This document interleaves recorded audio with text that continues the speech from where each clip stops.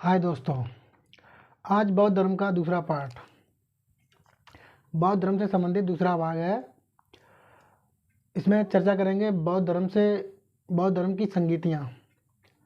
तो बौद्ध धर्म की 4 संगीतियाँ हुई थी और बौद्ध धर्म 2 भागों में बटा था, हीनयान और महायान। तो इसमें इन चीज़ों की चर्चा करेंगे, साथ ही साथ बौद्ध धर्म से संबंधित पुस्तकें, ठीक है ना। तो बौद्ध धर्म की पहले संगीतियाँ देख लेते हैं। तो संगीतियाँ बौद्ध धर्म की 4 हुई थी। टेबल नुमा बना लेते हैं। तो टेबल नुमा में पहली पंक्ति वर्ष की रखेंगे। पहली पंक्ति वर्ष किस वर्ष में हुई थी। दूसरी पंक्ति स्थान, किस स्थान में हुई थी। और तीसरी किस राजा के शासनकाल में। और चौथी उस संगीति की अध्यक्षता किसने की। पांचवी प्रमुख बिंदु उस संगीत के संबंधित प्रमुख बिंदु ये बना लें, ठीक है ना। और इधर क्रमांक डालते जाएं। क्रमांक तो हम करा ही रहे हैं फिलहाल, चलो थोड़ा और छोटा कर लें। यहाँ कर लेते हैं क्रमांक संख्या, ठीक। यहाँ बस अब ठीक है। तो क्रमांक संख्या पहली बौद्ध संगति 183 BC में हुई थी, जिसके शासनकर्ता राजा थे अजातशत्रु के शासनकाल में, ठीक है ना। स्थान था राजगृह जो बिहार में पड़ता है, और अध्यक्षता करी थी महाकश्यप ने। और इसमें 2 बौद्ध पुस्तकें, संस्कृति पुस्तकें लिखी गई थी, शूद्र पिटक और विनय पिटक। तो 183 BC में राजगृह बिहार, अजातशत्रु शासक, महाकश्यप के शासन अध्यक्षता में। तो बौद्ध संगीति पहली वर्ष 183 BC में, स्थान राजगृह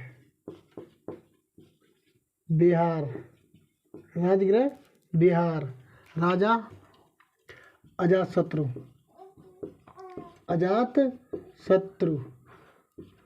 अध्यक्ष महाकश्यप।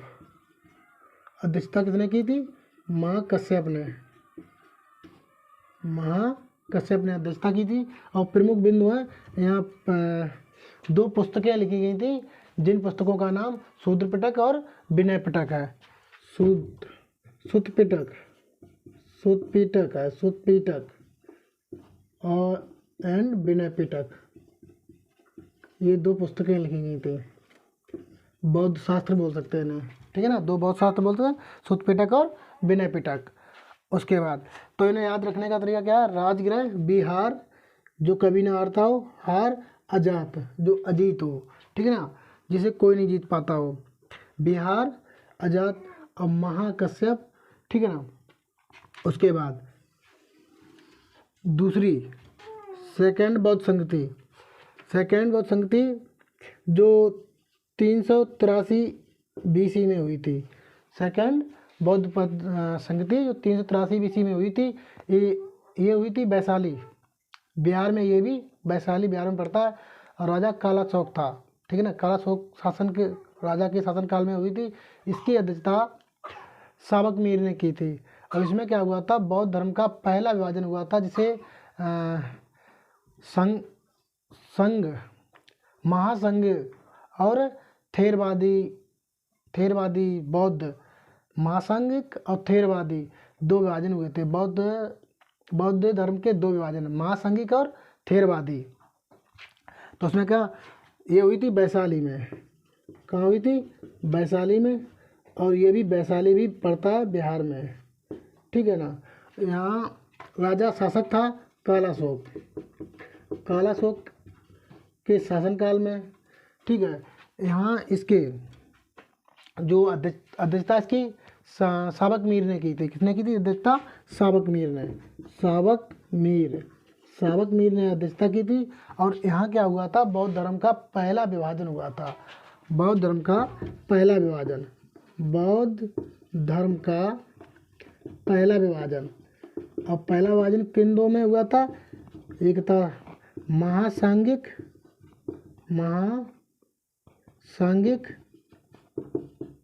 और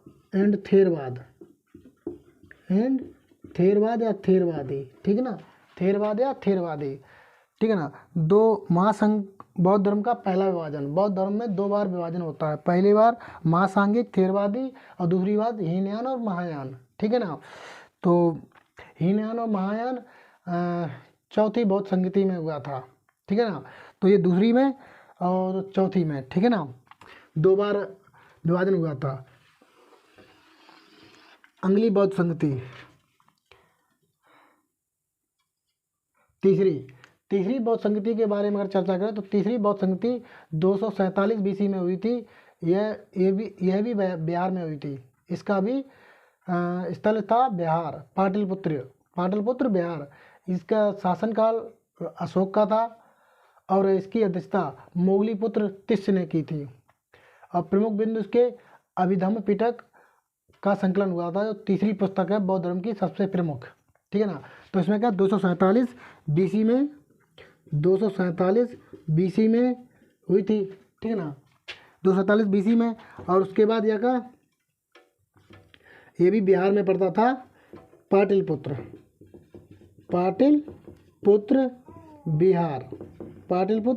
बिहार। इसके शासनकाल में, किसके शासनकाल में, अशोक के शासनकाल। किसका था, अशोक का शासनकाल था। और इसकी अध्यक्षता इसकी मोगलीपुत्र तिष्य ने की थी। किसने की थी, मोगलीपुत्र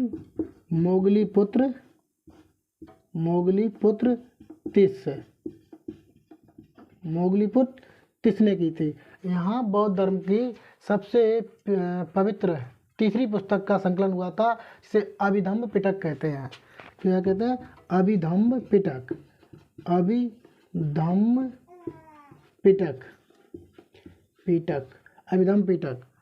ठीक है ना, पिटक नहीं पिटक, अभिधम्म पिटक तीसरी पुस्तक, जो बौद्ध धर्म से संबंधित तीसरी पुस्तक थी, अभिधम्म पिटक, ठीक है ना। तो तीसरी, फिर उसके बाद चौथी बौद्ध संगति के बारे में अगर बात की जाए तो चौथी बौद्ध संगति 102 एसी में ईसा के प्रथम शताब्दी में हुई थी, जिसका स्थान था कुंडलवन, जम्मू कश्मीर। और उसके शासनकर्ता राजा कनिष्क के शासनकाल में हुई थी। और इसकी अध्यक्षता बसमित्र और अश्वमेघ घोष ने की थी, ठीक है ना। इसमें क्या हुआ था, बौद्ध धर्म का दूसरा विभाजन हुआ था, जो हीनयान और महायान में। तो कब हुई थी, इसे हम बोल सकते हैं 102 एसी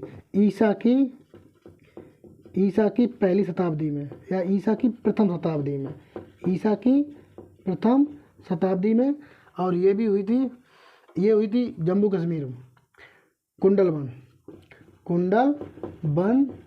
जम्मू कश्मीर,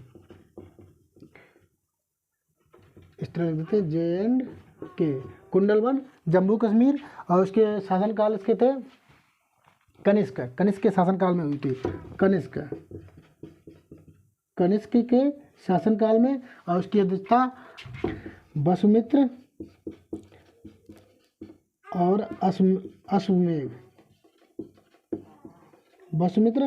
अश्वमेघ ने अध्यक्षता की, मेघ। और यहाँ क्या हुआ था, दूसरा विभाजन हुआ था, बौद्ध धर्म का दूसरा विभाजन। मेघ नहीं है, घोष है, अश्वघोष।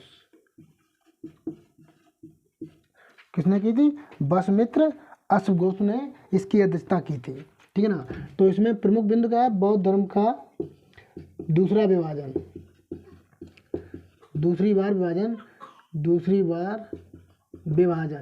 ठीक है ना।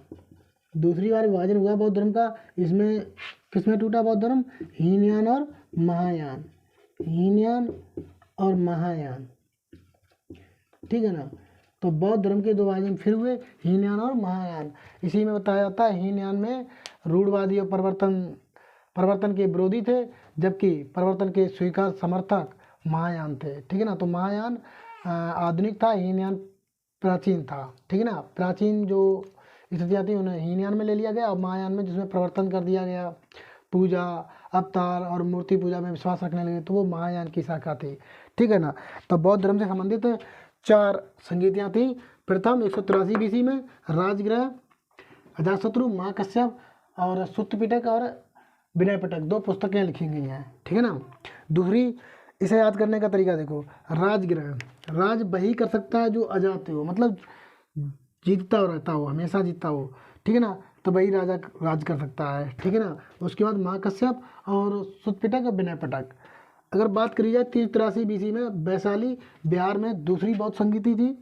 काला अशोक के राज में, काला अशोक के शासनकाल में साबक मीर ने अध्यक्षता की थी। तो यहाँ देखो वैशाली, वैशाली से विशाल ले लेते हैं, विशाल, विशाल बहुत भयंकर, विशाल या डरावना। तो काला अशोक, ठीक है ना। काला अशोक, काला व्यक्ति भी डरावना लगता है। तो काला अशोक, वैशाली, विशाल।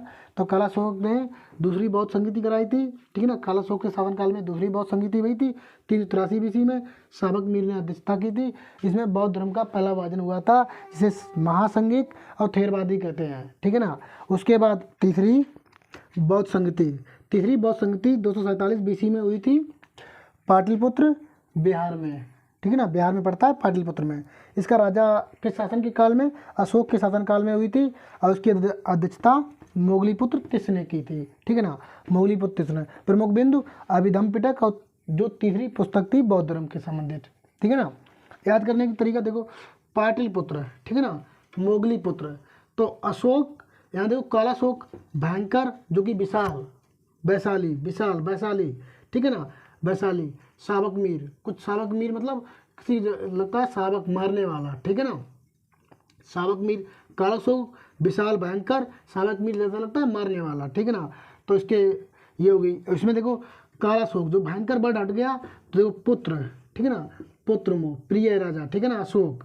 तो पाटलिपुत्र, मोगलीपुत्र। पाटलिपुत्र जो कि स्थान था, मोगलीपुत्र जितिस जिसने अध्यक्षता की थी। ठीक है ना। अशोक के शासनकाल में, जो कि तीसरी बौद्ध संगीति थी। उसके बाद प्रमुख बिंदु अभिधम पिटक, तीसरी प्रमुख, देखो तीसरी संगीति में तीसरी प्रमुख पुस्तक। ठीक है ना। ध्यान रखना, तीसरी बौद्ध संगीति में तीसरी प्रमुख पुस्तक बौद्ध धर्म से संबंधित। ठीक है ना। और अशोक, मोगलीपुत्र और पाटलिपुत्र, मोगलीपुत्र। ठीक है ना।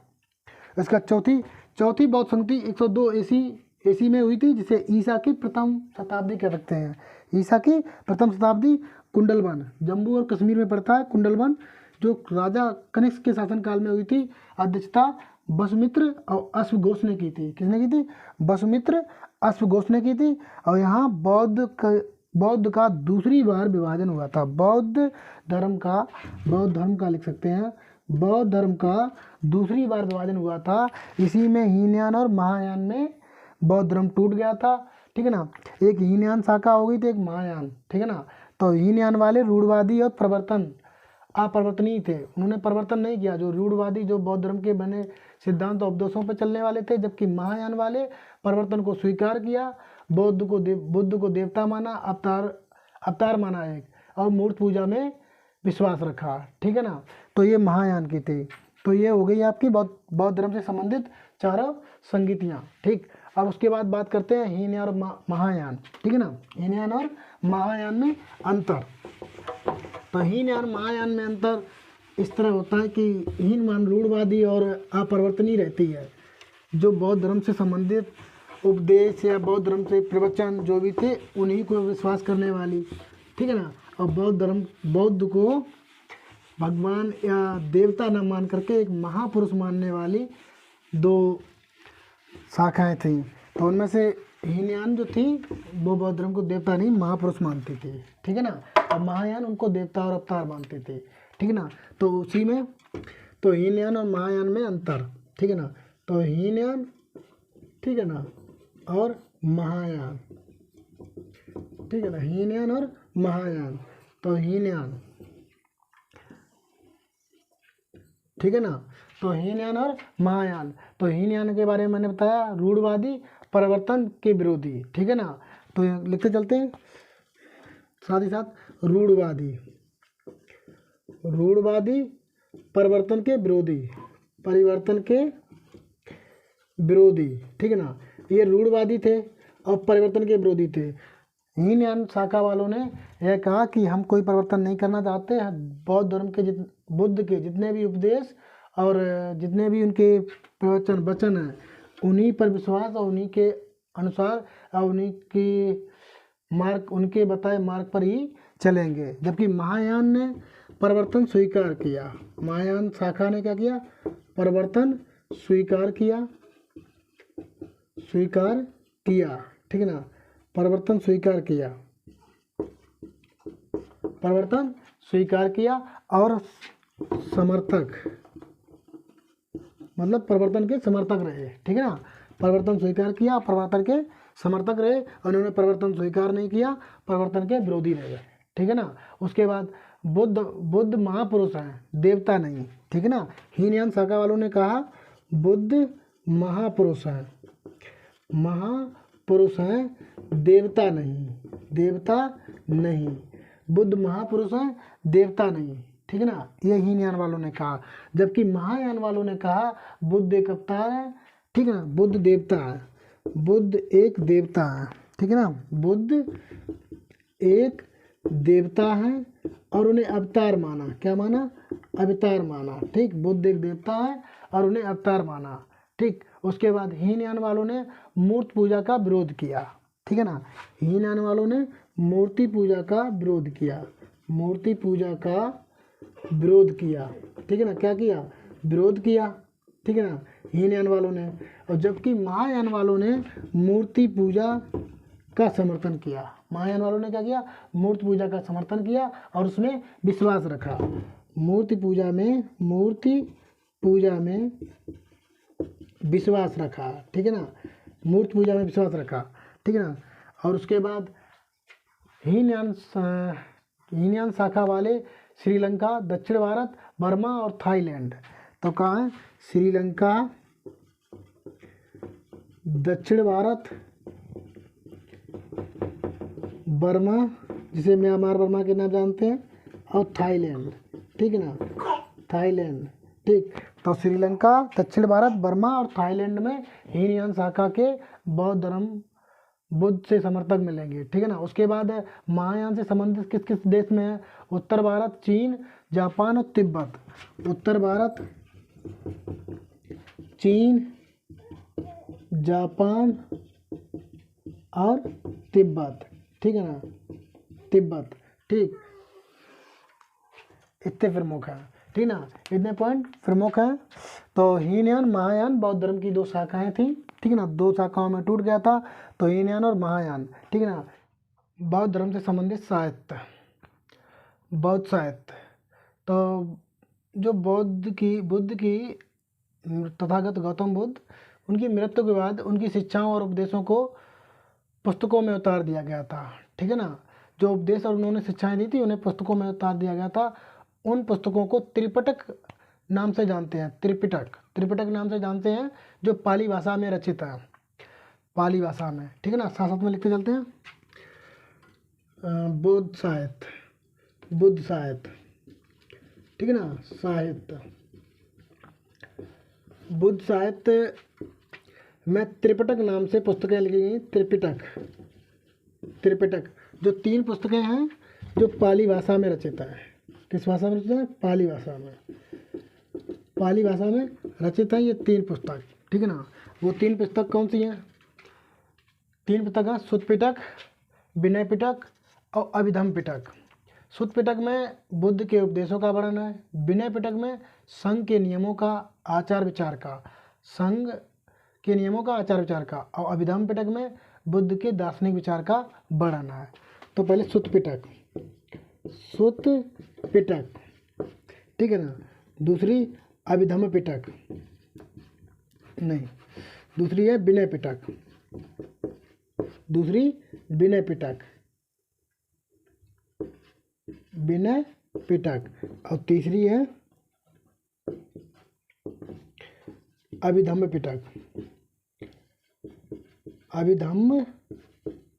पिटक। तो प्रथम जो प्रथम पुस्तक है सुत्पिटक, सुत्पिटक में बुद्ध के उपदेशों का संग्रह है। सुत्पिटक में बुद्ध के उपदेशों का संग्रह है। और अभिधम पिटक में बुद्ध के आचार विचार और बुद्ध के दार्शनिक विचार। तो सुत्पिटक में बुद्ध के उपदेशों का संग्रह, बुद्ध के उपदेशों का संग्रह, बुद्ध के उपदेशों का संग्रह, ठीक है ना। विनय पिटक में संघ के नियमों का संग्रह, ठीक है ना। विनय पिटक संघ के नियमों का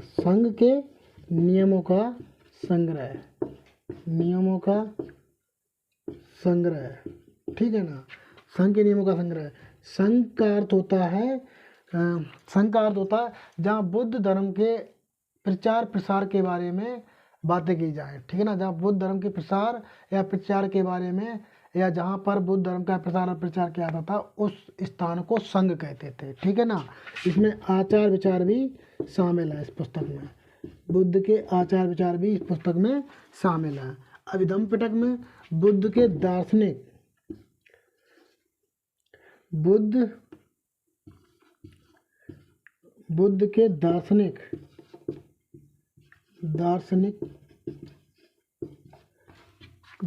का संग्रह है। बुद्ध के दार्शनिक विचार, जो दार्शनिक विचार थे, दार्शनिक विचारों का संग्रह है, ठीक है ना। दार्शनिक विचारों का संग्रह है, ठीक है ना। तो विनय पिटक, सुत्पिटक, विनय पिटक और अभिधम्म पिटक। सुत्पिटक में उपदेशों का संग्रह है, ठीक है ना। विनय पिटक में नियमों का संग्रह है, आचार विचारों का संग्रह है। अभिधम्म पिटक बुद्ध के दार्शनिक विचारों का संग्रह है, ठीक है ना। देखो, सुत्पिटक, सुत मीन पुत्र लगा देते हैं, पुत्रों को हम तो उपदेश देते हैं, ठीक है, समझाते हैं उन्हें, ठीक है ना, उपदेश देते हैं, समझाते हैं। उसके बाद विनय पिटक, जब पुत्र बड़ा हो जाता है तो उसे नियम बताए जाते हैं, इस तरह के, बेटा ऐसा करो वैसा करो, ठीक है ना, नियम के अनुसार। तो विनय पिटक में नियमों का संग्रह है, ठीक है ना। उसके बाद उसके आचार विचार, ठीक है ना। जब धम्म मीन्स होता है धर्म, ठीक है ना, धर्म। तो दार्शनिक विचार, लंबी दूर की सोचने वाले ही लोग धर्म को अपना सकते हैं, ठीक है ना। तो अभिधम्म दार्शनिक विचार, विनय पिटक नियमों का संग्रह या आचार विचार, सुत्पिटक उपदेश, ठीक है ना। उसके बाद बुद्ध से संबंधित और भी पुस्तकों का वर्णन किया गया है, जैसे जातक कथाओं में बुद्ध की पुस्तकें, जातक कथाओं के अनुसार बुद्ध की पुस्तक, पहली बुद्ध की पुस्तक है बुद्ध चरित्र, ठीक है ना, बुद्ध चरित्र, ठीक है ना। बुद्ध चरित्र जो बुद्ध धर्म की रामायण, बुद्ध रामायण के नाम से भी रामायण के नाम से भी जानते हैं। बुद्ध चरित्र पुस्तक है जो बुद्ध रामायण के नाम से भी जानते हैं। उसके बाद सौंदरानंद और सारिपुत्र और पुस्तकें हैं, सौंदरानंद,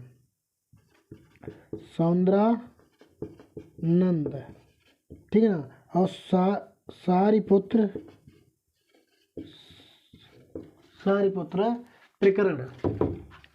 सारिपुत्र प्रकरण, ये अश्वघोष की रचना है। अश्वघोष जानते हो, चौथी बौद्ध संगति में अध्यक्ष का पद धारण करने वाले, इनकी अध्यक्षता में चौथी बौद्ध संगति हुई थी, ठीक है ना। तो इन्होंने सारिपुत्र प्रकरण की रचना की, जो एक पुस्तक है, ठीक है ना, पुस्तक की रचना की, ठीक। जहाँ रामायण मानी जाती है, ठीक है ना, मानी जाती है, बुद्ध रामायण मानी जाती है, बुद्ध चरित्र, ठीक है ना, सारिपुत्र। उसके बाद मिलिंद पन्नो, जो कि नागसेन की रचना है, मिलिंद पन्नो नागसेन की रचना है, मिलिंद पन्नो, ठीक है ना। ये लाइट ऑफ इधर लिख लो, लाइट ऑफ, ठीक, चलो ठीक, नीचे लाइट ऑफ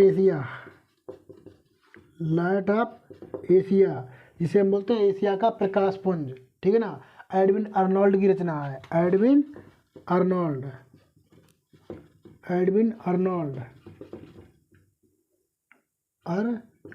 की रचना है। A light of Asia Edwin Arnold की रचना है। उसके बाद बौद्ध से संबंधित कुछ शब्द, जैसे चैत्य, ठीक है ना, चैत्य। बौद्ध में चैत्य किसे कहा जाता है? तो बौद्ध में चैत्य पूजा घरों को कहा जाता है। जो बौद्ध में पूजा घर है, पूजा घर स्थल, ठीक है ना, पूजा घर जो स्थल होते हैं, पूजा करने वाले स्थल, उन्हें चैत्य कहा जाता है। तो आपको पता होना चाहिए। अभी तो मैंने बताया था महायान शाखा पूजा में विश्वास करती थी, ठीक है ना, बुद्ध को भगवान और अवतार मानती थी, ठीक है ना। तो पूजा घर जो उन्होंने स्थापित किए उन्हें चैत्य कहा गया, ठीक है ना। उसके बाद स्तूप, ठीक है ना, स्तूप वर्ड होता है। स्तूप क्या होता है? तो बुद्ध से संबंधित जो स्तूप है, तो स्तूप में बौद्ध धर्म के जो अनुयायी होते हैं उनके अवशेष को इकट्ठा किया जाता है, उन्हें ढक्का किया जाता है, ठीक है ना। उस स्थान को स्तूप कहते हैं।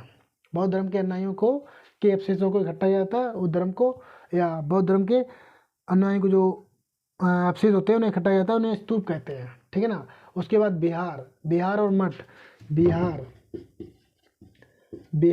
और मठ, ठीक है ना, मठ किन्हें कहते हैं?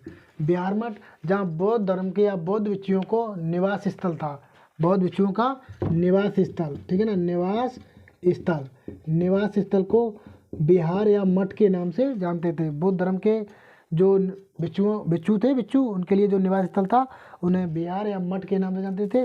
और स्तूपों को अनुयायी, बौद्ध धर्म के अनुयायियों, बौद्ध धर्म के अनुयायियों के अवशेष जहाँ रखे जाते थे अवशेष, ठीक है ना, उसे हम स्तूप के नाम से जानते थे, ठीक है ना। उसके बाद गांधार कला का संबंध बौद्ध धर्म से संबंधित है, ठीक है ना। उसके बाद बौद्ध धर्म की उत्पत्ति, जैसे बौद्ध धर्म का पतन का कारण जानना चाहें तो बौद्ध धर्म की उत्पत्ति बड़ व्यवस्था, ठीक है ना, और आडंबरवाद, ठीक है ना, इनके कारण बौद्ध धर्म की उत्पत्ति हुई थी। लेकिन क्या होता है, इस बौद्ध धर्म के जब दो शाखाओं में बढ़ जाता है, हीनयान और महायान, तो उसके बाद इसमें भी आडंबरवाद और पूजा और ईश्वर की नीति नियम। और एक वज्रयान पुस्तक के अनुसार, जिसमें जादू टोना और मंत्र तंत्र इसके बारे में लिखा गया है। तो जब वैदिक काल से जो लोग वैदिक धर्म से जो लोग निकल के बौद्ध धर्म में आए थे, आडंबरवाद और बड़ व्यवस्था के कारण, वही लोग यहाँ पूजा पाठ वैसी स्थिति देख करके और धीमे धीमे लोग इसको धर्म को छोड़ने लगे, ठीक है ना। तो एक पतन का कारण ये बनता है। तो ऐसे धीमे धीमे, और एक बोलते हैं जो बुद्ध के प्रिय शिष्य आनंद, तो आनंद को भी कहा था कि अगर स्त्रियों का प्रवेश वर्जित कर दिया गया बौद्ध धर्म में, ठीक है ना, तो क्या होगा, ये धर्म जो 10 साल या 15 साल चलने वाला है वो 5-6 ही साल में खत्म हो जाएगा, ठीक है। तो इस तरह बौद्ध धर्म के पतन के कारण, ठीक है ना, बौद्ध धर्म के पतन के कारण जो आज भारत में बौद्ध धर्म की उत्पत्ति हुई, और भारत में ही नहीं है, जबकि चीन, जापान, ठीक है ना, तिब्बत, इनमें पूर्णतः रूप से बौद्ध धर्म अभी भी है, ठीक। तो इस तरह भारत में बौद्ध धर्म का पतन हो गया धीमे धीमे। जय हिंद, जय भारत।